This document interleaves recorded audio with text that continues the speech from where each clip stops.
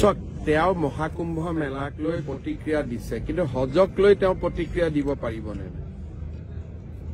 যিহেতু আপুনি হজক লৈ প্ৰতিক্ৰিয়া দিয়াৰ সাহস নাই, তেতিয়াহ'লে কুম্ভক লৈও প্ৰতিক্ৰিয়া দিব নালাগে। হিন্দু মুছলমান সকলো একেলগে থাকিব লাগে।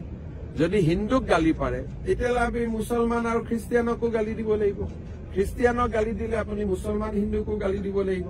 আকৌ মুছলমানক গালি দিলে হিন্দু আৰু খ্ৰীষ্টিয়ানকো গালি দিব লাগিব। গতিকে এইবিলাকতো আমাৰ কাম নহয়।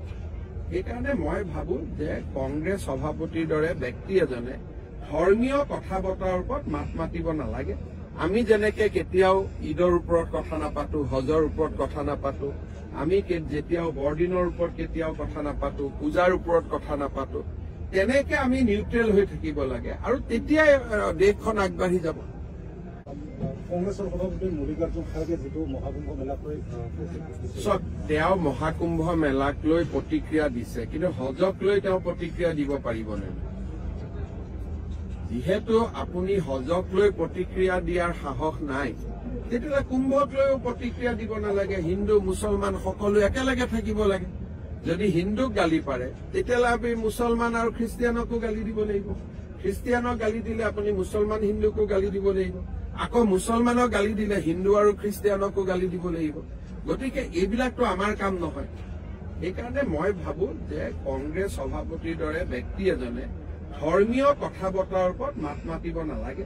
আমি যেনেকে কেতিয়াও ঈদৰ ওপৰত কথা নাপাতো, হজৰ ওপৰত কথা নাপাতো, আমি যেতিয়াও বৰদিনৰ ওপৰত কেতিয়াও কথা নাপাতো, পূজাৰ ওপৰত কথা নাপাতো, তেনেকে আমি নিউট্ৰেল হৈ থাকিব লাগে আৰু তেতিয়াই দেশখন আগবাঢ়ি যাব। কংগ্ৰেছৰ সভাপতি মল্লিকাৰ্জুন খাৰ্গে যিটো মহাকুম্ভ মেলাক লৈ তেওঁ মহাকুম্ভ মেলাক লৈ প্ৰতিক্ৰিয়া দিছে, কিন্তু হজক লৈ তেওঁ প্ৰতিক্ৰিয়া দিব পাৰিবনে?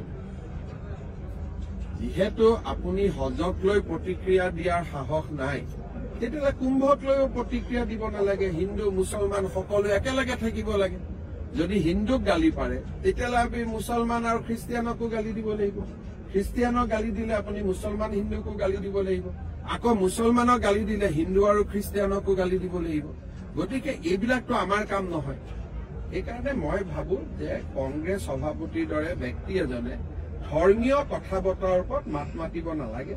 আমি যেনেকে কেতিয়াও ঈদৰ ওপৰত কথা নাপাতো, হজৰ ওপৰত কথা নাপাতো, আমি যেতিয়াও বৰদিনৰ ওপৰত কেতিয়াও কথা নাপাতো, পূজাৰ ওপৰত কথা নাপাতো, তেনেকে আমি নিউট্ৰেল হৈ থাকিব লাগে আৰু তেতিয়াই দেশখন আগবাঢ়ি যাব।